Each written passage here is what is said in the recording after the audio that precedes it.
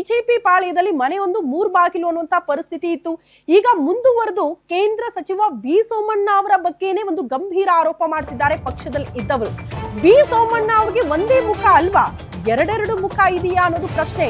ಕೇಂದ್ರ ಸಚಿವ ವಿ ಸೋಮಣ್ಣಗೆ ಇನ್ನೊಂದು ಮುಖ ಇದೆಯಂತೆ. ತುಮಕೂರಿನಲ್ಲಿ ಸೋಮಣ್ಣ ಅವರನ್ನ ಗೆಲ್ಲಿಸಿ ತಪ್ಪು ಮಾಡಿದ್ರಾ, ಇಂಥದ್ದೊಂದು ಪ್ರಶ್ನೆ ಮಾಡ್ತಿದ್ದಾರೆ. ಯಾರವರು, ಆ ಕುರಿತ ಡೀಟೇಲ್ಸ್ ಇದೆ.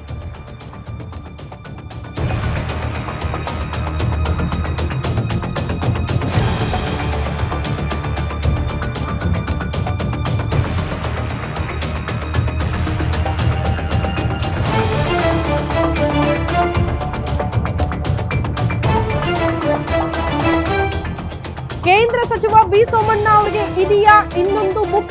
ತುಮಕೂರಲ್ಲಿ ಸೋಮಣ್ಣ ಅವರನ್ನ ಗೆಲ್ಲಿಸಿ ತಪ್ಪು ಮಾಡಿದ್ರ ಸ್ವಪಕ್ಷದವರು? ಗೆದ್ದ ಮೇಲೆ ಸೋಮಣ್ಣ ವರಸೆ ಬದಲಾಗಿ ಹೋಗಿದೆಯಾ ಪಕ್ಷದಲ್ಲಿ ಅನ್ನೋದು ಪ್ರಶ್ನೆ. ಕೇಂದ್ರ ಸಚಿವರ ವಿರುದ್ಧ ಸ್ವಪಕ್ಷದವರೇ ಈ ರೀತಿ ಗುಡುಕ್ತಾ ಇರೋದು ಯಾಕೆ? ಸೋಮಣ್ಣ ವಿರುದ್ಧ ಮಾಜಿ ಸಂಸದರು ಹಾಗಂದಿದ್ ಯಾಕೆ? ಇವ್ರನ್ನ ಗೆಲ್ಲಿಸಿ ತಪ್ಪು ಮಾಡಿದ್ವಿ ನಾವು ಅಂತ ಹೇಳ್ತಿದ್ದಾರೆ. ಕಾರಣ ಏನು? ಹಾಗಾದ್ರೆ ಮುಂದಿನ ಬಾರಿ ಸೋಮಣ್ಣ ಅವರಿಗೆ ಸ್ವಪಕ್ಷದವರ ಬೆಂಬಲ ಸಿಗಲ್ವಾ? ಗ್ಯಾರಂಟಿ ನ್ಯೂಸ್ ನಲ್ಲಿ ಎಕ್ಸ್ಕ್ಲೂಸಿವ್ ಮಾಹಿತಿಯನ್ನ ನಿಮ್ಮ ಮುಂದೆ ಇಡ್ತಾ ಇದೀವಿ.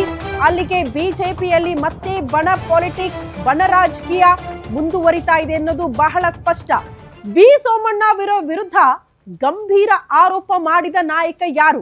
ಅವರು ಕೂಡ ಒಂದೇ ಪಕ್ಷದಲ್ಲಿದ್ದವರು, ಅವರು ಕೂಡ ಈ ಹಿಂದೆ ಸಂಸದರಾದವರು. ಯಾಕೆ ಸೋಮಣ್ಣ ಅವರ ವಿರುದ್ಧ ಹೀಗೆ ಗುಡುಕ್ತಿದ್ದಾರೆ? ಕೇಂದ್ರ ಸಚಿವ ವಿ ಸೋಮಣ್ಣಗೆ ಇನ್ನೊಂದು ಮುಖ ಇದೆ ಅಂತ ಹೇಳ್ತಿದ್ದಾರೆ. ಸೋಮಣ್ಣ ಅವ್ರನ್ನ ಗೆಲ್ಲಿಸಿ ತಪ್ಪು ಮಾಡಿಬಿಟ್ಟೆ, ಕ್ಷಮಿಸಿ ಅಂತ ಜನರ ಮುಂದೆ ಕೇಳ್ಕೊಂಡಿದ್ದಾರೆ. ನೊಳಂಬ ಲಿಂಗಾಯತ ಸಮಾಜದ ಕ್ಷಮೆ ಕೋರಿದ್ದಾರೆ GS ಬಸವರಾಜು. ಚುನಾವಣೆಗೂ ಮೊದಲು ಅವರ ಮುಖ ಚೆನ್ನಾಗಿತ್ತು, ರಿಸಲ್ಟ್ ಬಂದ 24 ಗಂಟೆಯಲ್ಲೇ ಅವರ ಮುಖ ಬದಲಾಗೋಯ್ತು ಅಂತ ಹೇಳ್ತಿದ್ದಾರೆ. ನನ್ನ ಮುಂದೆಯೇ ಯಾವನೋ MLA ಹೊಗಳ್ತಿದ್ದಾರೆ, ಅಂದೇ ನಿರ್ಧಾರ ಮಾಡದೆ ಆತನಿಗೆ ಕೃತಜ್ಞತೆ ಇಲ್ಲ ಅಂತ ಏಕವಚನದಲ್ಲಿ ಕೇಂದ್ರ ಸಚಿವರ ವಿರುದ್ಧ ಸ್ವಪಕ್ಷದ ನಾಯಕ ಮಾಜಿ ಸಂಸದ GS ಬಸವರಾಜು ಈ ರೀತಿ ಗುಡುಗಿದ್ದಾರೆ. ಸೋಮಣ್ಣ ವಿರುದ್ಧ ಮಾಜಿ ಸಂಸದ GS ಬಸವರಾಜು ಆಕ್ರೋಶ ಹೊರಹಾಕಿದ್ದಾರೆ. ಕೇಂದ್ರ ಸಚಿವ ವಿ ಸೋಮಣ್ಣ ಅವರಿಗೆ ಇನ್ನೊಂದು ಮುಖ ಇದೆ ಅಂತ ಏನ್ ಹೇಳಿದ್ದಾರೆ ಒಂದ್ಸರಿ ಕೇಳಿಸ್ಕೊಳ್ಳೋಣ. ಸ್ನೇಹಿತರಿಗೆ ಸೋಮಣ್ಣ ಬಗ್ಗೆ ಮಾತಾಡ್ತೀನಿ. ನನಗೆ ಬಾಯಿ ಪೂಜೆ ಹೋಗಿದ್ದ ಹೊತ್ತಿನ ಅವ್ನ ಹೆಸರು ಹೇಳಿದ್ರು. ತಪ್ಪು ಮಾಡಿದ್ದೀನಿ, ನಾನು ಕ್ಷಮಿಸಬೇಕು ಅಂತ ನಿಮ್ಮನ್ನೆಲ್ಲ ಕೇಳ್ತಾ ಇದ್ದೀನಿ. ಯಾವುದೋ ದೃಷ್ಟಿನಲ್ಲಿ ಒಂದು 40 ವರ್ಷದಿಂದ ನಮ್ಮ ಸ್ನೇಹಿತರೆ ಕ್ಷಮಿಸಿ ಅಂತ ಹೇಳ್ಬಿಟ್ಟಿದ್ದಾರೆ. ಯಾಕೆಂದ್ರೆ ಅವ್ರ ಮುಖ ನೋಡಿದ್ದು ಒಂಥರ, ಮೊದಲ ಮುಖ ಚೆನ್ನಾಗಿತ್ತು, ರಿಸಲ್ಟ್ ಬಂದು 24 ಗಂಟೆ ಮೇಲೆ ಅವ್ರ ಮುಖ ಹೆಂಗಾಯ್ತು ನಾನು ನೋಡಿದಾಗ ನನ್ನ ಮನಸ್ಸೇ ಹೋಯ್ತು.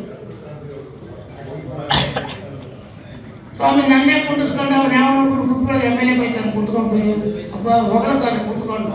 ಅವನ ಬ್ಲಾಕ್ ಟ್ರೈಬಲ್, ಅವನು ಮೊದಲಿಂದ ಕೂಡ ಮೇಲೆ ಫೈಟ್ ಮಾಡ್ತಾ ಇದ್ದೀವಿ. ಉದ್ದೇಶಪೂರ್ವಕವಾಗಿ ಹೊಗಳ್ತಾನೆ.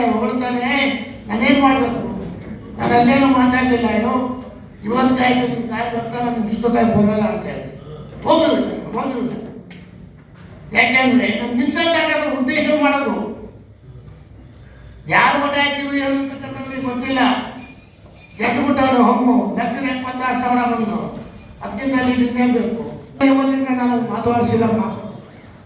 ಅವಾಗೇ ತೀರ್ಮಾನ ನೀನು ಕೃತಜ್ಞನ ಅಂತ, ಕೃತಜ್ಞತೆ ಅಲ್ಲ ಕೃತಜ್ಞನ, ಸಹಾಯ ನಾನು ಚೂರಿ ಹಾಕ್ಬೇಕು ಎಲ್ಲ ಹಾಕ್ತೇವೆ.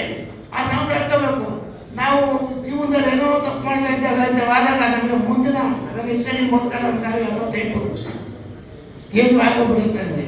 ಮುಂದಿನ ಪೀಳಿಗೆ ಹೇಳ್ತೀನಿ, ಇಂಥ ಕೃತಜ್ಞತೆಯಲ್ಲಿರ್ತಕ್ಕಂಥ ಯಾರು ಕೂಡ ನಾವು ಸಹಕಾರ ನಾವು ತಪ್ಪು ಮಾಡಿದ್ದೆ. ಇದೆಲ್ಲ ದೇಶಾಭಿಮಾನವಾಗಿರ್ತಕ್ಕಂಥ ಕ್ಷಮಾಪಣೆ ಕೇಳ್ತಾ ಇದ್ದೀವಿ